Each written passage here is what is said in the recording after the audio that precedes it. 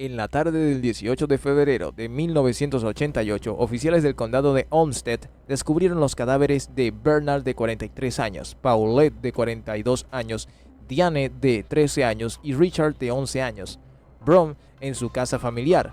Este macabro hallazgo conmocionó a la comunidad local y dejó a los investigadores luchando por entender las circunstancias que rodearon este trágico evento. Antes de comenzar, no olvides suscribirte a nuestro canal y activar la campanita de notificaciones para que así puedas disfrutar de todo nuestro contenido. ¡Empecemos! Además de las 4 víctimas encontradas en la escena, también estaban desaparecidos los 2 hijos mayores, David, de 16 años, y Joe, de 18 años. La policía había sido notificada por la administración de la escuela en donde estudiaba David que había circulado un rumor entre los estudiantes afirmando que David le había dicho a un compañero por la mañana que iba a matar a su familia. Este comentario inquietante llevó a las autoridades a actuar rápidamente, preocupadas por lo que pudiera haber sucedido. Las 4 víctimas mostraban numerosos cortes en la cabeza y en la parte superior del cuerpo, lo que indicaba una violencia extrema y un ataque deliberado. Posteriormente, la policía encontró una hacha manchada de sangre en el sótano que, según las pruebas forenses, se estableció como el arma homicida. La escena del crimen era devastadora. El hogar familiar, que alguna vez fue un lugar de refugio y amor, se convirtió en un lugar de horror y desolación. Inmediatamente después del descubrimiento, a la policía le preocupaba que David hubiera sido víctima de secuestro. La desaparición de los hermanos mayores complicaba aún más el caso. Las autoridades comenzaron a investigar todas las pistas posibles para determinar si David y Joe estaban en peligro o si habían estado involucrados en el crimen. Una amiga cercana de David Brom informó a la policía que él le había confesado sus intenciones violentas. Esta información fue crucial para el desarrollo del caso y proporcionó una visión inquietante sobre el estado mental de David. Durante el juicio posterior al descubrimiento del crimen, esta amiga testificó sobre lo que David le había revelado antes del trágico evento. Ella recordó cómo lo había encontrado esa mañana mientras se dirigía a la escuela. Según su testimonio, David le detuvo y le convenció para que se escapara con él del colegio. En un momento desgarrador durante su declaración ante el jurado, describió cómo David compartió con ella los detalles perturbadores sobre cómo había matado a sus padres y hermanos. Dijo que había agredido a su padre con un hacha y continuó atacándolo mientras él seguía intentando levantarse, relató. La amiga también recordó una discusión previa entre David y su padre alrededor de las 11:30 p.m. de la noche anterior al crimen.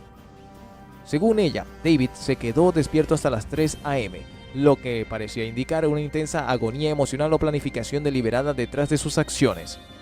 Esto llevó a los investigadores a preguntarse qué tipo de relación existía entre David y sus padres, así como qué factores podrían haber contribuido al desenlace trágico. En su relato escalofriante, ella describió cómo David primero atacó a su padre mientras dormía en su habitación, después se dirigió hacia su madre, quien también fue víctima del ataque brutal. Luego fue a la habitación donde dormía su hermano menor Richard, y al salir al pasillo del piso superior se encontró con su hermana Diane, que estaba junto a su madre. En un momento escalofriante e irremediable, atacó a ambas sin piedad. La comunidad quedó atónita al enterarse no solo del crimen en sí, sino también del perfil del joven acusado. Un chico aparentemente normal, con amigos y una vida escolar típica. Este contraste hizo que muchos cuestionaran cómo alguien podría llegar a cometer actos tan atroces dentro del entorno familiar. El juicio atrajo la atención mediática no solo por la naturaleza horrenda del crimen, sino también por las implicaciones psicológicas detrás de las acciones de David Brom.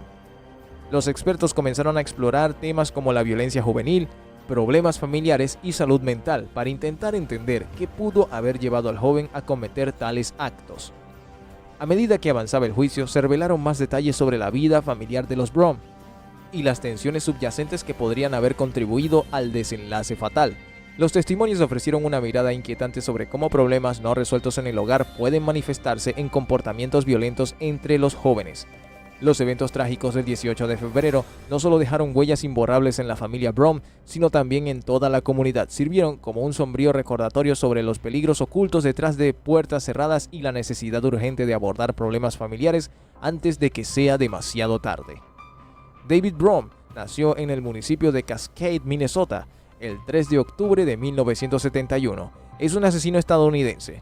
En 1988, con 17 años, asesinó a sus padres y a sus 2 hermanos menores con un hacha en Rochester, Minnesota, tras una discusión con su padre sobre la música que estaba escuchando. Brom fue capturado el 19 de febrero de 1988 mientras utilizaba un teléfono público en las cercanías de la oficina del correo local. Su caso fue inicialmente conducido al sistema judicial juvenil, puesto que tenía 16 años en el momento del crimen, pero debido a la gravedad del delito, fue finalmente juzgado como adulto. Cuando la defensa de Brown realizó alegatos de demencia, este fue un factor de juicio, y muchos medios de comunicación y enfoques legales se centraron en el uso de las reglas de Minnesota para determinar si Brown estaba legalmente loco en el momento del crimen. El 16 de octubre de 1989, Brown fue declarado culpable de homicidio en primer grado y recibió 3 cadenas perpetuas consecutivas. Los registros médicos y testimonios indicaban que David sufría depresión al momento del crimen y había intentado suicidarse 2 veces. Perteneciente a una familia católica devota, su padre criticaba su pelo largo y la música que compraba. Sus amigos afirmaron que llevaba meses hablando sobre asesinar a su familia. Actualmente cumple su condena en la institución correccional de Minnesota en Stillwater. Si estás listo para poner a prueba tu ingenio y habilidades de investigación, te pongo en el enlace de la descripción el juego más realista de escenas y casos de crimen a resolver, donde podrás ser un auténtico detective explorando pistas y descubriendo al verdadero culpable. David Brown es un nombre que ha resonado en el ámbito del crimen verdadero y su historia es una mezcla de misterio, tragedia y controversia.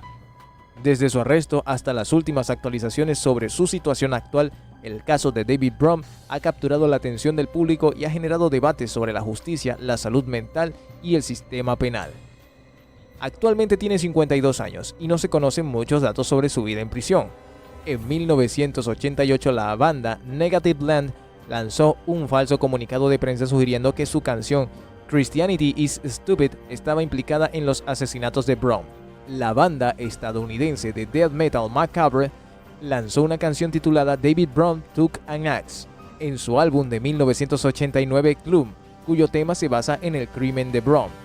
Desde su condena, el caso de David Brown ha estado marcado por una serie de apelaciones legales. Su defensa ha argumentado repetidamente que no recibió un juicio justo debido a la cobertura mediática y al sesgo potencial del jurado.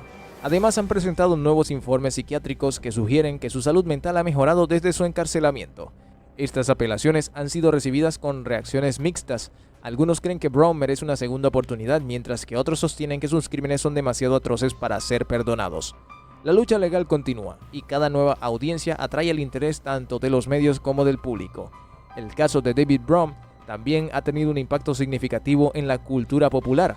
Ha sido objeto de documentales y programas de televisión que exploran no solo los crímenes cometidos, sino también las complejidades de la salud mental y cómo puede influir en el comportamiento criminal. Esto ha llevado a un aumento en la conciencia sobre los problemas de salud mental en el contexto del crimen, así como debates sobre cómo el sistema judicial maneja estos casos. Este caso es un recordatorio inquietante de cómo la violencia puede surgir en entornos aparentemente normales y cómo las luchas internas pueden llevar a decisiones devastadoras. A medida que continuamos siguiendo su historia, es vital reflexionar sobre los problemas más amplios relacionados con la salud mental y cómo afectan no solo a los individuos involucrados, sino también a sus familias y comunidades. La historia de David Brown también plantea preguntas importantes sobre el sistema penal. ¿Debería haber más énfasis en la rehabilitación para aquellos con problemas mentales? ¿Cómo podemos garantizar que se haga justicia sin sacrificar la compasión? En conclusión, el caso de David Brown sigue siendo relevante tanto por sus implicaciones legales como por sus profundas conexiones con temas sociales más amplios.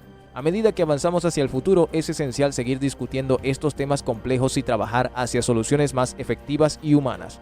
Te invitamos a dejar tus comentarios sobre lo que piensas acerca del caso de David Brown. ¿Crees que merece una segunda oportunidad? ¿Cómo crees que deberíamos abordar los problemas relacionados con la salud mental en el contexto del crimen? Déjanos saber tu opinión. Este ha sido nuestro caso del día de hoy. Si te gustó, deja tu like, suscríbete y activa la campanita de notificaciones para que tengas acceso a más contenido con material detallado de los casos más escalofriantes de la historia.